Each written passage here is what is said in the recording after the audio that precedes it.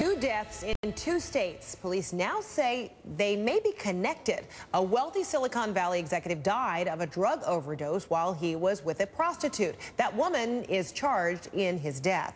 And now authorities in Georgia are looking into the possibility that she may be involved in the death of her boyfriend last year. CNN's Dan Simon reports. When Dean Riopelle died from a heroin overdose last September, I think my boyfriend overdosed or something, like he won't respond. It appeared to be a tragic accident. His girlfriend made the call to 911. Okay, and why you think why you think it's an overdose? Because there's nothing else it could be. Okay, I know that for a fact. Accidental or intentional? I think, definitely accidental. That was the story from Alix Tichelman, and the case was closed until police in California announced this week that the model turned prostitute had been arrested. First, we start with a primer. The woman who gave makeup tips on YouTube charged in the death of Google executive Forrest Hayes, a 51-year-old father of 5. Police say he too died of a lethal amount of heroin, and they say it was given to him by Tichelman, the 26-year-old he met on seekingarrangement.com. Georgia authorities reopened the Riopelle case because the circumstances were too similar to ignore. The similarities are basically, the deaths of the 2 men by heroin overdose, and the common denominator being Miss Tichelman. In both cases, the individuals seem to have died from an overdose on what appears to be their first time in using heroin. Tichelman moved to California working as a prostitute. She surfaced in Santa Cruz. In November, she joined Hayes on his yacht. Investigators say surveillance cameras showed Tichelman doing absolutely nothing to help the distressed Hayes after injecting him with the heroin. She was so callous that in gathering her things, she was literally stepping over the body. Tichelman is charged with felony manslaughter in the case involving the Google executive. Bail has been set at $1.5 million. Her next court appearance is scheduled for July 16th. Dan Simon, CNN, San Francisco.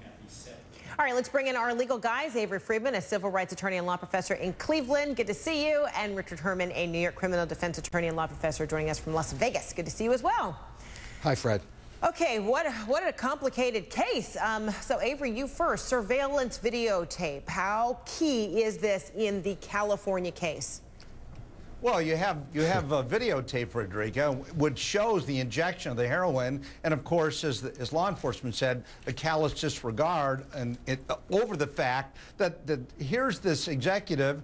It's his first time ingesting or being exposed to heroin. He's dying, and of course, she does absolutely nothing. So the assumption is she was the one essentially that killed him, or whatever charge is going to be. And now, for some reason, they're saying, well, that's what she did in Santa Cruz. So Frederica, she must have done the same thing in Atlanta to the nightclub owner. And I think that's a real stretch. No one's assigning responsibility of the 2 men who hired the prostitute. It's all the woman's fault, and I think there's a problem with that. So, Richard, as it pertains to the California case, how is it further complicated or perhaps complemented by the kind of evidence investigators feel like they have? Fred, here's a news flash.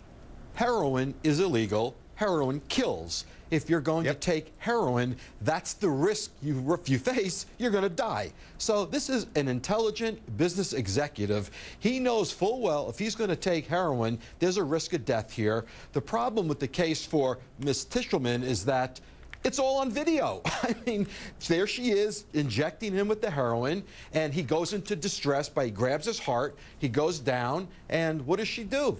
Nothing. She gets her belongings, she has a glass of wine, and she walks out, puts the blinds down. So, but look, she was charged with manslaughter, not with murder, reckless disregard for someone's health, a maximum of 11 years in prison if she gets convicted of the manslaughter, and strange coincidence that a year ago her boyfriend died of a heroin overdose. But again, how will these 2 cases, in your view, be connected? They're not. I don't think they are connected. People who use heroin, who are drug addicts, face death. They die every day in the United States from heroin overdoses. So I don't know what lifestyle these guys aren't addicts. They weren't addicts a year ago. They're doing heroin. They weren't addicts. It's a death wish. If you do heroin, I actually think I actually think we're agreeing on this thing, but I don't think either of these you know, big shots were addicts, and nor do I think that there's any connection, except that there's the same woman involved. That's it. But that connection is now a criminal investigation on both ends, Avery. And so while we're talking about the charge of manslaughter, is it possible that she may be facing some sort of accomplice, you know, type of charge, even if these were willing participants in the use of heroin or any other kind of drug?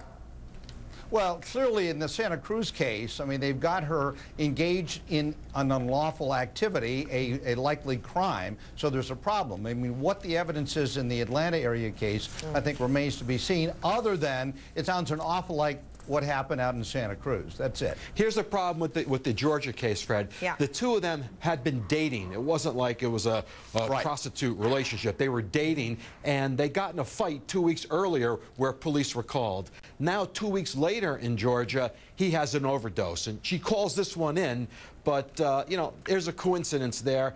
They did not bring charges against her in Georgia. Now they're going to revisit it. No evidence. Very difficult to prove murder, intentional conduct here, wanting to cause the death of someone. You know, at best, I think it's manslaughter, and I don't think they have enough to charge her in the Georgia case. All right, complicated cases. That's why we bring in you guys. And there's more. We have another very complicated and emotionally charged case in which we want to talk with you, Avery and Richard, about, so stick around.